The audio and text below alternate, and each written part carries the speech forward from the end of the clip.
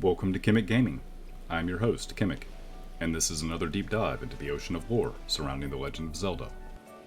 After a brief break to unspool my brain from spiral vision, I am back with a seasonally inspired theory to warm up this autumn festival.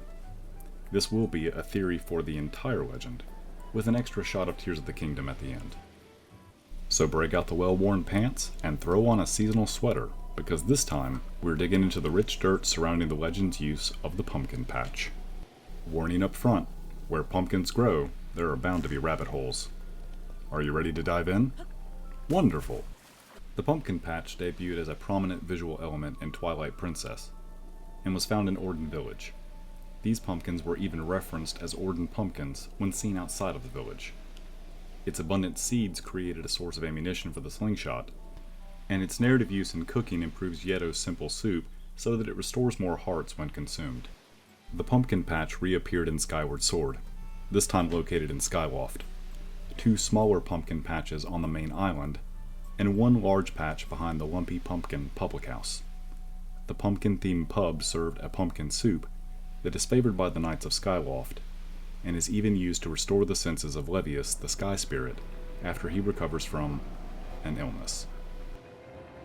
Then, of course, Breath of the Wild has its own closely monitored pumpkin patch in Kakariko Village, which produces fortified pumpkins. These in turn can be used in a variety of recipes to temporarily improve Link's natural defense. I'm particularly partial to the pumpkin pie, both in-game and real life. How the pumpkin and the pumpkin patch are expressed in each game demonstrates an effort to refine the significance of pumpkins across the lore, especially since it debuted at the end of the timeline for its time of release, and then reappeared again at the beginning of the timeline for its next major appearance, giving the impression that its symbol and significance has been with the legend all along. The Zelda team has gone to a lot of effort to add this particular visual element to the legend, and weave it into both the gameplay and the narrative of the series. So, what is the symbolic meaning of a pumpkin? Quick, to Wikipedia. The pumpkin is a variety of winter squash and part of a family of fruit called pepo. They originated in Mexico and southern United States, dating back to 7000 BC. Well, that's another indirect reference to 10,000 years ago, just like the key pattern discussed in my last video, which is linked below. It's used in a variety of cooking, included in soups and purees, nutrient-rich. Okay, this is kind of boring, let's skip ahead. Jack-o'-lanterns were used to scare away evil spirits, and later became an emblem of Halloween. Thanks, Wikipedia. None of that was particularly helpful. It's time to get my hands dirty. Where are my Mogma mitts? Okay. After searching dozens of websites and consulting a few actual books, I have found a few common threads that appear to create a connection between the symbol of the pumpkin and the Legend of Zelda. According to some spiritually focused content, the pumpkin can symbolize stability, prosperity, and abundance. This corresponds to some gardening-focused content that advises a large plot of gardening space for planting, along with well-tilled soil and a lot of time for maintenance and care. Basically, growing pumpkins requires a stable life and plenty of time to regularly dedicate to their growth, which is rewarded with a massive amount of nutrient-rich flesh and seed, so stability, prosperity, and abundance. That all lines up with the common real-world connections and the conditions of the villages in The Legend of Zelda where we find pumpkins. It is safe to assume that we have found our general definition for the pumpkin symbol in the lore. Now, why does that matter? For the context of pumpkins in the legend, the location of the pumpkin patch is a place blessed by the goddess Hylia with those 3 characteristics: stability, prosperity, and abundance. Link grows up in 2 of the 3 pumpkin patch villages, Orden and Skyloft. In Breath of the Wild, there's no real indication of where Link is from. So that one is a maybe, but probably not. I chose to focus on pumpkins because they happen to be everywhere for me right now. I've been playing Skyward Sword HD recently, and I see them all the time. My family has brought pumpkins home and lined them up on the front porch. Cultural references to pumpkin spice are trending. It is the great pumpkin season. Life was going along, as it does, and then suddenly there were pumpkins.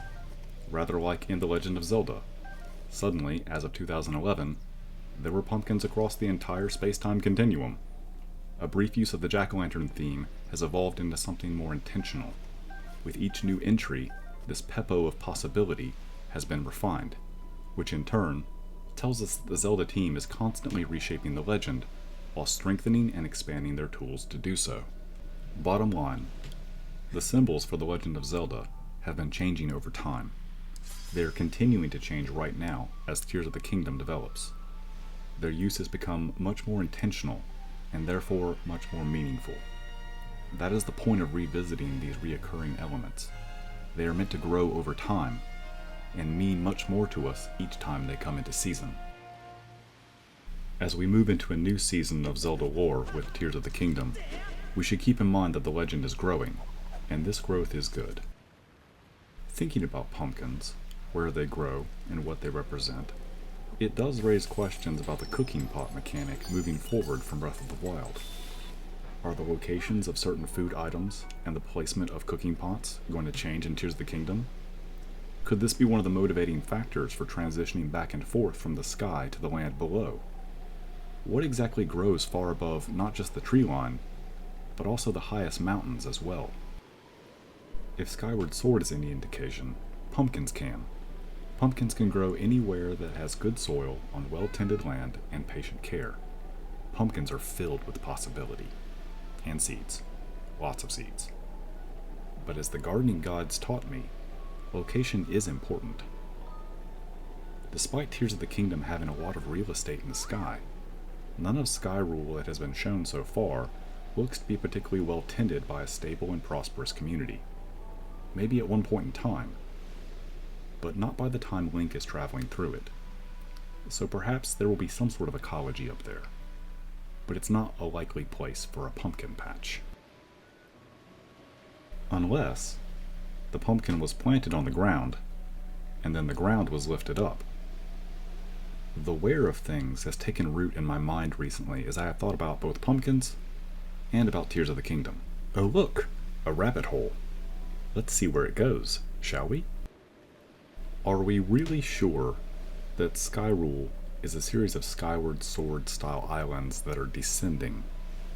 Or are portions of the land below being lifted up? Are the spires extending from the bottom of these sky islands just the bottom of a Sheikah tower or shrine?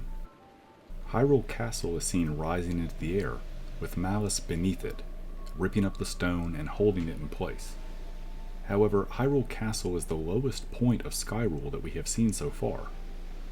Is it Malice that's making it rise? Or is Malice holding it down? None of the other Sky Islands are shown suspended above Malice. Most of them appear to be far above the corrupted lands below. Alright, you know what time it is. Break out the shovel. Let's dive all the way to the bottom and get to the secrets hidden in the dark. Sheikah shrines and towers covered Hyrule in Breath of the Wild, but by the end of the story, Zelda makes a comment about how all Sheikah technology has lost power. According to trailer footage from Tears of the Kingdom, the Sheikah shrines and towers are missing from their known locations.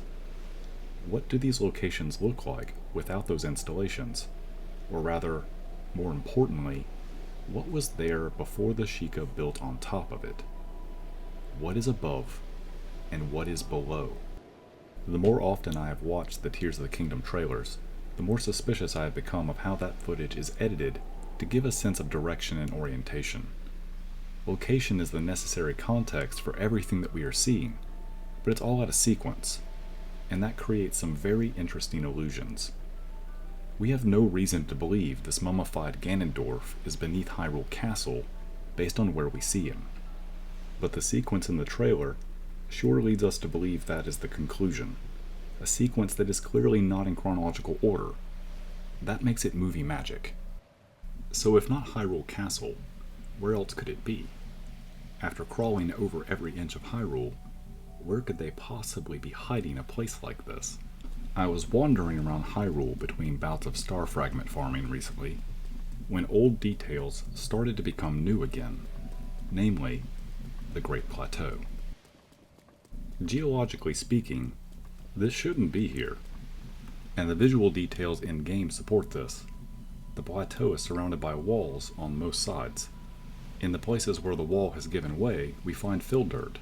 loose soil spilling away. That is not exactly the sort of bedrock foundation needed to support half a mountain.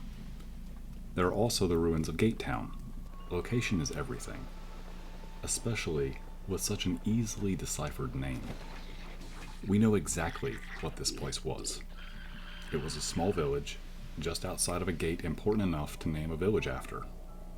So I'd say that one. The one that once led into the Great Plateau. The Great Plateau Gate has now been completely collapsed and filled with dirt. The area directly above the gate is holding water, so I'd say it's filled in fairly well. Someone commissioned the construction of a wall at a colossal scale to completely contain an entire region of Hyrule. Then they had the region filled in, partially or entirely, and built shrines, towers, and a replica of the Temple of Time on top of that area. Oh yeah, that is definitely a replica of the Temple of Time. One that has absolutely no place for the Master Sword, and appears in no way connected to the Sacred Realm. It also exists at an elevation and plane that puts it completely out of sync with every other ancient stone structure in Hyrule. Hence, it's a fake. This is what I meant earlier by location is the context needed for everything. The geography of Hyrule may shift from game to game, but the recurring locations are recurring locations because they are consistent unto themselves. The Great Plateau is inconsistent when considering everything around it, as well as everything built on it, except the Sheikah tech. Something was there first before the Sheikah reshaped the landscape. The Great Plateau is a response, a Sheikah response, to whatever was originally there. It's the only explanation that I can fathom that accounts for the close proximity of so much Sheikah technology. It's either where they started or where they finished, but the location was chosen for a reason. What was located in this area before the Sheikah built their towers and shrines, before they built the Great Plateau? Well, considering the area is just east of the Gerudo Highlands, a natural geological barrier to the Gerudo Desert, I'd say this region is a very likely place to end up if you happen to be a desert Vo driven away from Gerudo settlements. I know, I can hear your thoughts in my own brain. You must have telepathic transmission.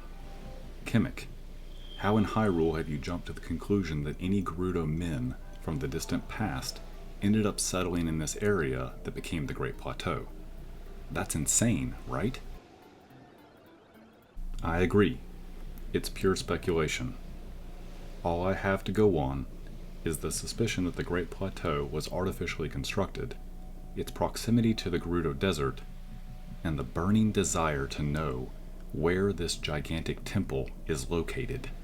This one flashed briefly in the trailer, the one that almost looks like a temple to the boar, until we notice the digits on the limbs flanking the entrance, making it appear more monstrous.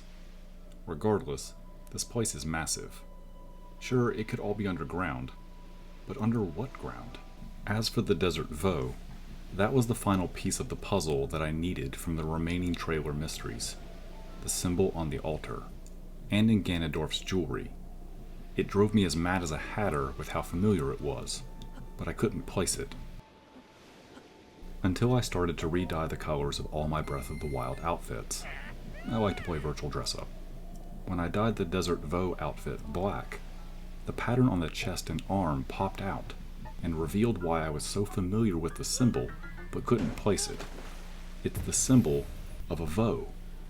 I imagined when it's emblazoned in gold and inscribed on an altar, it means specifically a Gerudo-born Vo.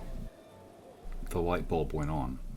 The altar that Ganondorf is pinned against in the first Tears of the Kingdom trailer is marked with a Gerudo symbol for their males. He's adorned in gold jewelry, bearing the same mark. This is Ganondorf as king of the Gerudo, and considering the way that we see him, a king betrayed. The images flashed through the Tears of the Kingdom trailers are dripping with dark intrigue and hint of a complex conspiracy.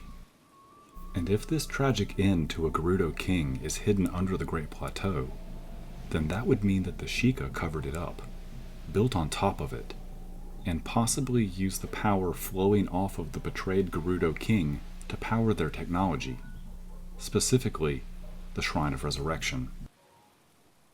Other than the Shrine of Resurrection, the only other power in the legend that has been seen preventing a person from dying is in Twilight Princess, when the Triforce of Power prevented Ganondorf's death at the hands of the 7 sages. Or 6 sages. What happens to the soul of a sage when their astral body is crushed into oblivion? No, not that rabbit hole. That's a dive for another day. Before I get us completely lost in Wonderland, let's retrace our steps and head back to the surface. The Ganondorf we see in the trailer is on a stone altar that bears the mark of a desert voe. The same symbol adorns his body, creating a connection between his person and the true purpose of that altar. A luminous hand holds him down, but the energy from that hand is spiraling up and away from the king. Location, location, location. Where is that energy really coming from? Where is that energy going? What is it being used to do? From the depths of Hyrule, malice reaches up. From Death Mountain, it is reaching toward the sky. From beneath Castle Town, it is reaching up toward Hyrule Castle. Malice in the environment would not likely be coming from below the ground to reach up and hold something else up in the sky. It's more likely that it's reaching up to pull something back down to where it comes from. This implies that Tears of the Kingdom may have major narrative parallels to the prologue of Skyward Sword. That prologue tells of a time when the land fell to the corruption of the demon hordes, so the goddess Hylia raised portions of the land below into the sky and sealed the clouds into a barrier to prevent demonic corruption from reaching the last settlements of innocent people. What if we are seeing part of that play out in the Tears of the Kingdom trailer, only the process has been interrupted? By holding Hyrule Castle below the clouds, the malice is reaching from below the earth and preventing the cloud barrier from forming, because Hyrule Castle is more than just the seat of power for the royal family. In previous games, it's been the entrance to the Dark Realm, a portal to the Minish Realm, the location of the Sleeping Master Sword, and the location of the Hidden Triforce. It's a very important place for reasons far beyond a simple, it's where Zelda lives. I can see that I am grasping at straw now, so that means we've made it back to the surface, and are back into the lovely pumpkin patch where we started. Did you forget that all this started with my fascination over the addition of a pumpkin as a major symbol in the legend? That's okay. What we learned from pumpkins beyond their symbolic meaning of stability, prosperity, and abundance is that the location of where something is planted is extremely important. Going forward, on our Legend of Zelda deep dives, we will be looking very closely at not just what is happening, but also where something is happening. Because as the Great Pumpkin has taught us, that sort of context can lead to ideas growing under a new light. Like how a permanent Category 5 hurricane over Hebra Mountain would absolutely destroy Rito society. Or how a lack of lava flow from Death Mountain would not only cool the region, but interrupt the Goron food supply. Or how a much larger sandstorm could turn all of the Gerudo Desert into a hellscape instead of just a small portion of it. And how the Zora have their entire city lit by luminous stones which are rumored to house the spirits of the dead. Nothing bad ever happened from lighting your home with the souls of the dearly departed, right? And definitely none of these things would be considered a corruption and prevent a people from being divinely lifted into the sky and protected from the dark and demonic forces ravaging below, and the stalls and poes that stalk the night. Happy Halloween to all you lore divers out there. If you liked the video, poke that like button, and consider subscribing to the channel to stay notified for the next deep dives when they splash. And as always, thank you for watching.